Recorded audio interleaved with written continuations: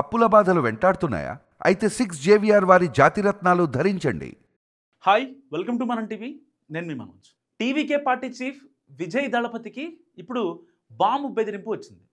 ఎందుకు ఏంటి అని చెప్పి వాళ్ళు అడిగితే దానికి వాళ్ళు చెప్తున్న మాట ఏంటంటే, ఇంకొకసారి మీరు సభ పెడితే మిమ్మల్ని మీ ఇంటిని బాంబులు పెట్టి లేపేస్తాం అని బహిరంగ సవాలు ఇస్తున్న పరిస్థితి.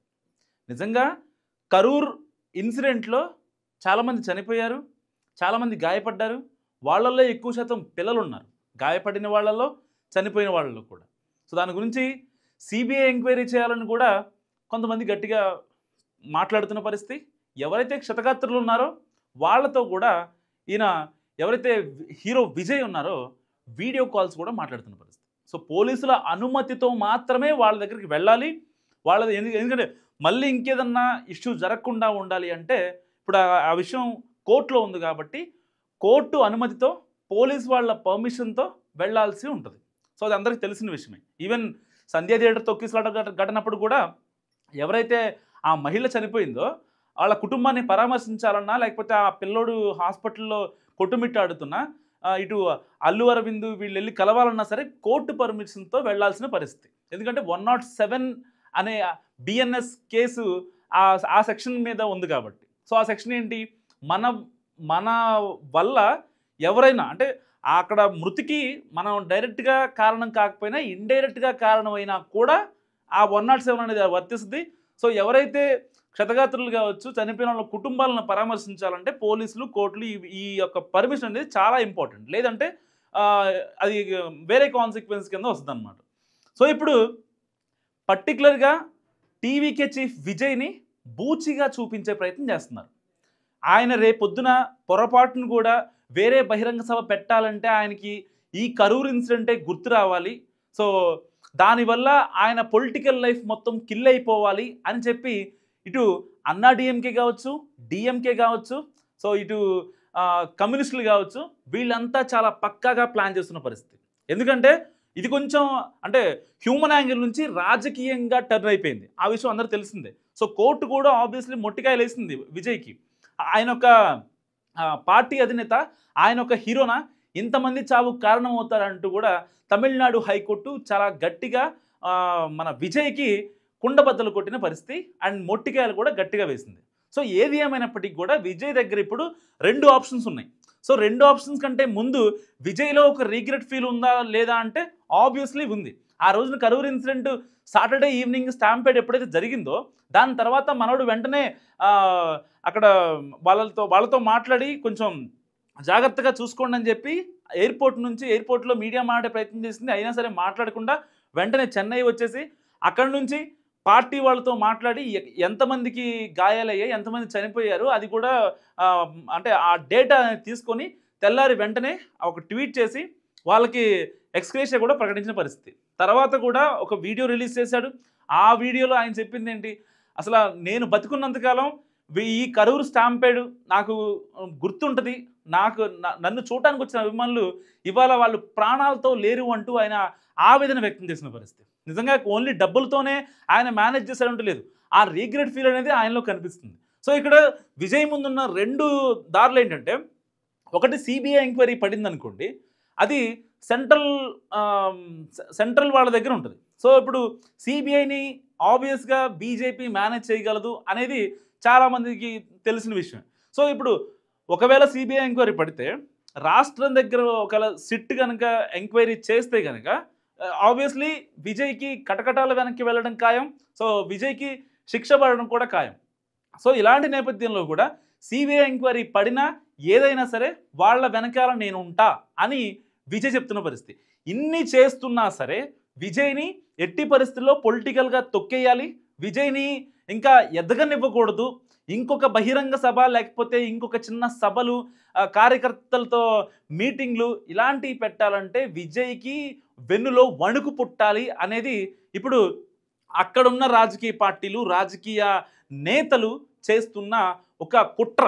నిజంగా ఇది కుట్ర కోణమే. ఎందుకంటే గతంలో కూడా చాలా స్టాంపేడ్లు జరిగాయి. స్టాంపేడ్లు జరిగిన తర్వాత వాళ్ళని బూచిగా చూపించి రాజకీయంగా లబ్ధి పొందాలనే ఒక ఆశ చాలా మందిలో కనిపిస్తుంది. కానీ ఇది కంప్లీట్గా ఇక్కడ విజయ్ని ఒక దోషిగానే చూపిస్తున్నారు. సో విజయ్ వల్ల చనిపోయారు, విజయ్ అక్కడ ఇండైరెక్ట్గా కారణమయ్యాడు, కానీ ఆ పోయిన ప్రాణాలను ఎవరూ తీసుకురాలేరు. కానీ విజయ్లో ఆ రీగ్రెట్ ఫీల్ ఉందన్న మాట వాస్తవం.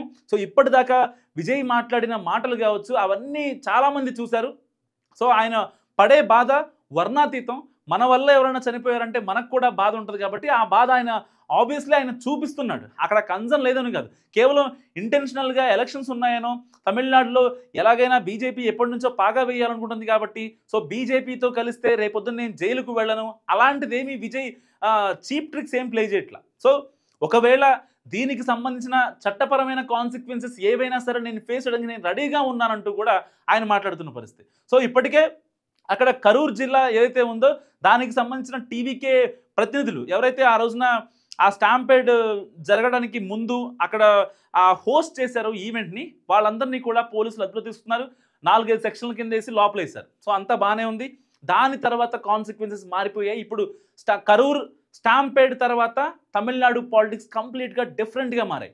సో ఇప్పుడు రాజకీయ సభల్ని లేకపోతే ఏదన్నా చిన్న చిన్న ఈవెంట్లు పెట్టాలన్నా సరే ప్రజలు భయపడుతున్న పరిస్థితి, ఇటు పార్టీ అధినేతలు పార్టీ నాయకులు కూడా భయపడుతున్న పరిస్థితి. సో మరి ఇలాంటి నేపథ్యంలో ఎందుకు టీవీకే చీఫ్ విజయ్ని బూచిగా చూపించే ప్రయత్నం చేస్తున్నారు, ఆయన్ని ఎమోషనల్గా బ్లాక్మెయిల్ చేసే ప్రయత్నం చేస్తున్నారు. సో ఎమోషనల్గా బ్లాక్మెయిల్ అయిపోయి ఇంకా ఇటు స్టాలిన్ నుంచి కొన్ని మాటలు ఏవైతే చిట్ చాట్లో ఆయన వదిలేసిన మాటలు ఏవైతే ఉన్నాయో అవి తీసుకున్నాడు విజయ్, ఇక్కడ ఫ్యాన్స్ దగ్గర నుంచి తీసుకున్నాడు, అండ్ చనిపోయిన వాళ్ళకి ఆ రీగ్రెట్ కూడా మనోడు తీసుకుంటున్నాడు.